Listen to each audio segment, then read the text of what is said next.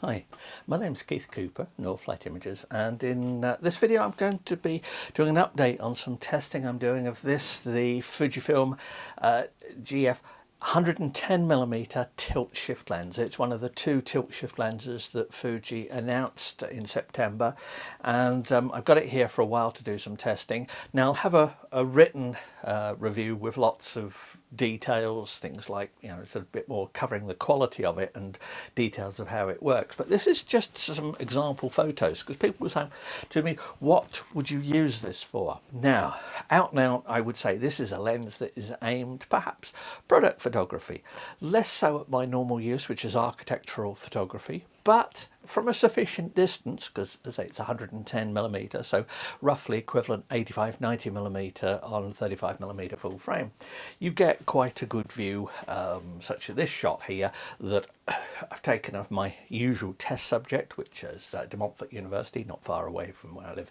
Now I'm going to go through a load of photos looking at aspects of with shift and later ones with tilt, including, I'll finish up with this one here of the coffee cup. It was taken when I basically walked into the Leicester city centre to do some pre-Christmas shopping. But I'm also in this video, I'm going to experiment a bit with using some full resolution images put into the video and zooming in on them so you can actually see what happens with some of the detail and some of the real detail that you get from 100 megapixel. This is a GFX 100S on a lens like this, and it is a very good quality lens. But lenses like this tend to be both the new TSE 90 from Canon and the TSE 135. Both of those are incredibly sharp lenses and might be something you would consider also as an adapted lens on this, or if you're using full frame. There is nothing equivalent to them at the moment from any other manufacturer, this high quality. Now all three of those lenses, this one included, call themselves macro lenses. Now to my mind, that's a bit of marketing latitude there. They only go to half magnification, so that means they're close focus lenses. Now you put some tubes on this, and I don't have unfortunately a set of tubes to test this with, but you put some extension tubes on and you can get this down to 1x magnification. The distance in front drops down to about, the focus distance to about 16 centimeters or so, something like that. So it's usable as at 1x with an extension tube, but you do need extension tubes meant for this, and as I haven't got any. Anyway, this picture here, I'm going to go through quite a few odds and ends here and show examples of it. The picture is taken with vertical shift. Now I could check from the EXIF data of this and work out exactly what the shift was, but I think it's about 8 to 10 millimeters of shift. So you can always tell with a shifted image because the horizon of it, the eye level, is the middle of the frame, and then the lens is shifted upwards. So you can see what I've done here to try and keep the verticals up. Now if I zoom in on some of the top detail, some of the heating fittings at the top, you'll see it's pretty sharp. This is the shifted part of the lens. There's no obvious vignetting, and it's just a very good quality lens, and I'm getting the full work at the 100 megapixels here. If I zoom down, say down to one of the grumpy looking people wandering by, you'll see that, you know, there's a lot of detail in one of these, but yeah, it wasn't taken for that. There were people just wandering. I believe there was a football match or something on, and people were wandering on their way to it. But picture works very well. It's shift. That's what you use shift for. Now, another picture taken nearby there when I was walking back, the taxi firm here. This is as much a test of the camera as it is of the lens. The lens is just superb. I mean, if I look at some of the brickwork on the top, for example, zoom into that, you can really see detail of it. Or, for example, whoops, go the right way, of the taxi sign itself, the little taxi with the grumpy taxi driver in it. So that's with the camera in portrait orientation with the shift that direction to get it. All of these, by the way, were taken handheld. It's image stabilization on this. Keep your shutter speed at a reasonably fast shutter speed, and you will get good quality shots out of it. I took 2 or 3 of each just to allow for that, but the image stabilizing works very well with this. So there's, you know, just a basic shot there. Now,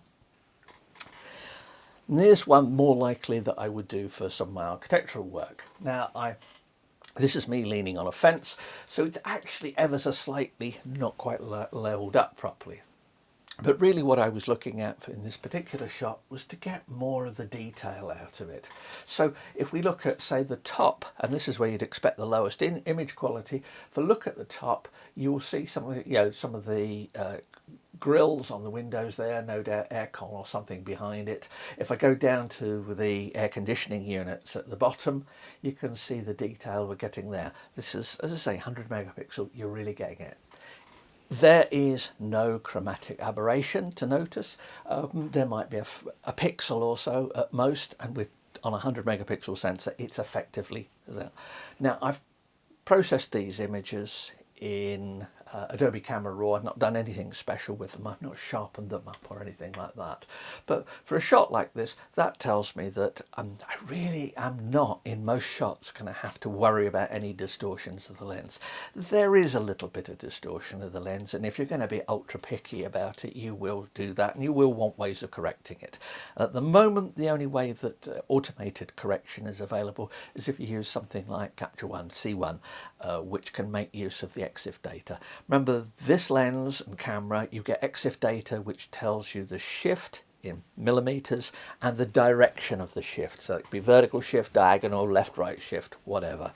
That helps the software for doing it. I'm hoping that Adobe and even DxO finally work out how to do offset adjustments for things and can fix it at some point. But anyway, there's that image there. Now, back to De Montfort University, another part of it. I'm seeing here this is full shift, and I'm seeing an image which is it just works. You know, the lens is not impinging in any way on my photography here. I'm seeing a view. I'm adding shift because I want to correct verticals, and I've got that, and it just works, which is, in a way, because I don't do formal lens testing with targets and things like that, you'll always have to take what I say about lens quality a little under advisement, because I'm showing you examples that I'm taking with just one lens here. I've not got multiple samples. I haven't got a test lab for doing that. I'm sure people will do stuff like that, but I wanted to see how usable is this lens. Does any aspects of this lens, any issues of using it, impinge on my use? In fact, the only thing that I would say I've noticed, a minor gripe with it, is that if you use the shift, the center, there is a click stop at 0, but it's not very pronounced, so you have to be quite careful, and to check on the back also the amount of shift, since it's very easy to set it without locking it and end up with 0.5 millimeter of shift or something like that. Now, that's not normally going to be a problem, but I did notice that setting it reliably to 0 was not something you do, and it was quite possible if you picked the lens, because of the weight of it, any movement like that, unless you'd locked things off, you could get a little bit of shift appear. Now, whether that's a problem or not, up to you to decide. But it is there is no firm click at 0. It's there, but it's just not that firm. So let's go down at some details of that shot. Just show this this is zoomed into 300-400%. And I can read text on the parking display notice about fines if you park there. You're seeing there any sharpening effects are because of the raw processing. I did nothing special in the raw processing. If you need the info, you'll process your images accordingly to what you need. A bit further on, down by the river, just looking along here, it's 110mm like this, it's sharp. If you want narrow depth of field, you can use the tilt on it, and I'll come back to tilt in more detail in a moment. But remember, this is an f5.6 lens. Now, it means that at f5.6 wide open, it's superb. There's a little bit increase in sharpness if you go to f7, f8, and then above that it's usable at f11, f16 if you really need it, and sometimes you do. But in a way, that's fine. You've not got anything, it's no wider than 5.6. Now that's partly because it enables a lot more concentration on the quality of the optics for tilt and things like that. But it does mean that if you want out of focus effects and you want a nice smooth background, well, yes, you can get it, as I'll show, with tilt. But you have to remember that you're not going to be running this at f2.8 or anything like that. Now that's something where if you're looking for a lens like this, something like the TSE 135 or the TSE 90, adapted, and they've got the coverage for this, might be more useful, because at f2.8, certainly on the 90mm f2.8, you can get much more noticeable out of focus effects. Just depends what you want it for. If you want sharpness, fine detail, this is a lens for you. Product photography, for example. Just remember that if you think, oh, product photography with tilt, I did a video the other day that tilt, when the lens is close up, is nowhere near as effective as people sometimes think. As you get closer and closer to the lens, the amount of movement of the focal plane you've got becomes much less. Now, as I said, I'll show some examples in a bit of tilt, of how you might use tilt and how it works. But that's just a bit of vertical shift for framing, camera's level, and that's it. Some fine detail from that shot. Once again, just, yeah, it's a nice lens. Some more detail showing some of the area here. It's difficult to say much more than, yes, it's a 110mm lens. I don't test longer lenses that much. My interest in this is because it's a tilt shift. I've done a lot of stuff on tilt shift. If you want to know more about tilt shift, I have written a book all about using tilt shift lenses.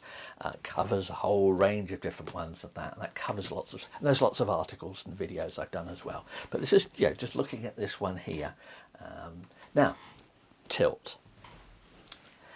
This is on my way walking out, just looking down the street, and I've tilted the lens to the right. Now, in tilting the lens to the right, at infinity, the focal plane runs past the lens like this. Now, this distance, how far the focal plane runs away from the camera, is purely dependent at infinity, is purely dependent on the amount of tilt. Now, I put this in my pocket, wrote it out before I went. This is a tilt table for this lens, and it's in 2-degree steps. It tells me that if I have this lens at 10 degrees of tilt, the focal plane is about 65 centimeters off the camera. So the focal plane runs about here at full tilt. If I take it to 6 degrees, the focal plane runs about 1 meter to the side of the camera. Likewise, 4 degrees, 1.5 meters, 3 degrees, 2 meters, 2 degrees, 3 meters. So the longer the lens, you have to allow for where the plane of focus is. Now, in changing the focus with the tilt, the plane of focus will swing in front. But I've got the plane of focus here running to the side of me, so the lens is tilted to the right, or swing as it's known in some areas. I tend to use the terminology of tilt plus direction rather than a combination of tilt or swing. Makes it much more complex, but that's just just a way I describe it. If you want to think of it as swing, it's the same in this instance. Now, this particular picture, we're looking down the street. If I zoom into some of the brickwork on the side here, you'll see that's quite sharp. And now if we go in and pan across into the distance, you'll see that it is a fairly thin plane of focus, and this is at f5.6. But in the distance, that distant house, there are sharp bits of it. Now, this is the sort of thing that if you need to do it properly, you will set the camera up on a tripod, you will spend a while doing the adjustment. This is handheld, just to show that it could be done. If you want to see the out of focus areas, if I move right across to the far side of the picture, you'll see the kind of blur you get. This is at f5.6, but using tilt. So that's about as much as you're going to get on that. So there we go, that's that one. Now, here's an example, and in this case it is a bike, and I have tilted the lens to the left, and in this instance it's about 6 degrees. Now, 6 degrees tells me that the plane of focus is about 1 metre or so away from me at infinity. As I change the focus, the plane of focus will swing in front of me, and I've got it here so that on the bike here, that the wheels are in focus, the front tyre is in focus. If I move across back to the seat, you'll see that the seat is in focus, and a bit at the back. Now, once again, this is handheld, so this is just setting it up very roughly. But the plane of focus runs diagonally across the bike. If I go down to where the tyre touches the ground at the front, you can actually see the depth of field there is quite thin. And if I move back, you can see that it's fairly thin there. If I move further back into the distance, you can see it's out of focus. Now, if I remember rightly, this was done at f8 just to make the plane of focus a little bit thicker, so it included a bit more of the bike. So they have that and the plane of focus running across diagonally. If I did it at 8 degrees, 8 degrees means the plane of focus is closer to the camera, I can run the plane of focus across like this. Now, once again, show the wheel, the front hub, and if I move back across the picture, you can see the plane of focus disappearing into the distance. If I just pull out a little bit, you'll see that we've got a softness around it, but the bike itself is mostly sharp. The thickness of that plane of focus is given by your aperture. This is f8. If I wanted a bit more of the bike sharp and maybe not quite as soft in the background, I could take it to f11, f16. But it depends. This is something you have to play around with to actually get the hang of. Yes, you can work out what it's going to be, but there's no better way than actually just doing it. So that's the bike there. That's with 8 degrees of tilt. Now, 10 degrees of tilt again. This particular picture is just looking along an entranceway, and I've run the plane of focus along the wall. So the lens is tilted to the left, swing, and we've got the detail on the sign here is visible, and if I just pan across it, you'll see detail in the far wall. That's because the plane of focus is running diagonally across. So the lens is tilted like that, plane of focus is running along that side. In the same way as the picture looking along the street, the lens was tilted this way and the plane of focus was running along that way. So that's how that works. Bit more of a tricky shot to set up here in getting it right. I've tilted the lens to the left. That means the edge of the towpath is sharp. So the plane of focus is running there. So I've tilted it that way. I would suspect from where I'm standing that it's about 8 degrees or so. This is one of the ones that I was just experimenting a bit.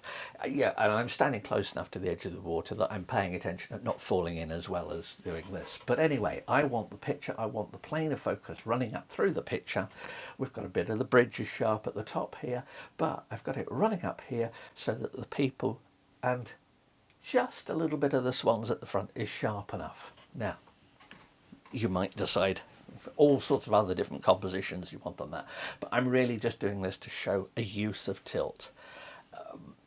And by shooting this at f5.6, I've got the distance quite soft and out of focus on one side, as well as distance that's not on the plane of focus. You can see quite a narrow plane of focus. You can see where it runs up through the distant bridge and the trees up there. So that's with that. So that's with tilt moving that direction. Now, there's a detail of it just cropped.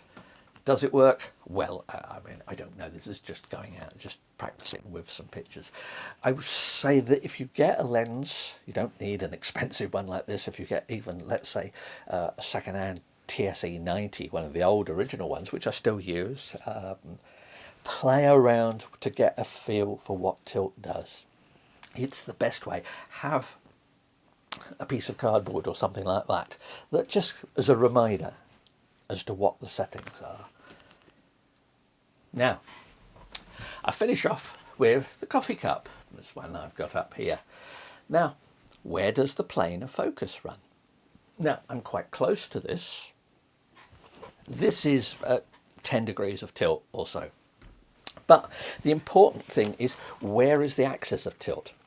The examples I've shown earlier, the tilt has been left or right. There's not been any complexity about it. But I can rotate the lens and I can tilt at any angle I like. I can place that anywhere I like. Now, there are some physical limitations of the lens because there is only, there we go, you can set that. You will find there are some combinations easier to set up than others, but at the moment I've got the shift and the tilt on the same axis. I can change it as well so that if I remember which tab to operate with it, I can actually change the operation of the tilt, and there we go. So we've now got the tilt and the shift on the same settings as that there. But what I've done here, I've arranged for, I've got the logo on the cup is sharp. The words on the far side of the cup are sharp. The spoon is sharp. That means that the plane of focus is effectively cutting through. Look at the edge of the cup. There's a sharp edge of the cup towards the top and at the back. So I've turned the lens, tilted it, and then changed the focus and got the plane of focus. It took several goes to get this right. It came a point where I thought that'll do, otherwise I was sitting outside, otherwise the coffee's going to get cold. But that shows a potential use of tilt. Now, how you choose to use tilt is entirely up to you, but that's the sort of things you can do with it. If that makes you think, oh, I could do that in my product photography, then this sort of lens is for you. You can use tilt to get multiple objects in focus when they're not at the same distance. You can use it for subject isolation as well. Lots of different ways you can do it, but effectively that's playing around with tilt. And I say that's handheld again. That's just as an example so that you can see that here's something you can do with tilt. Now, hope that's of interest. As I say, I will have a review of this lens using it, showing some of the more technical aspects of it in terms of its performance and how it operates and things like that. And I'll obviously have the normal written review which covers the whole lot and has photos. I will put a link in the notes to a post I put on the medium format forum at DP Review where there are full resolution versions, JPEGs, of some of these photos here that you can have a look at and have a browse yourself. Anyway, I hope that's a bit of interest. Please do subscribe to the channel if you're interested in this. I will be back to printing. I've got the Epson P5300 downstairs for profiling at the moment and for testing. So print service will be resumed at some point. But if you've got any questions, please do ask, because it's people's questions about stuff like this that leads me to make the videos and stuff. In fact, it was somebody's questions and asking about it that convinced me to write the book in the first place. So there you go. Anyway, thanks for watching, and bye.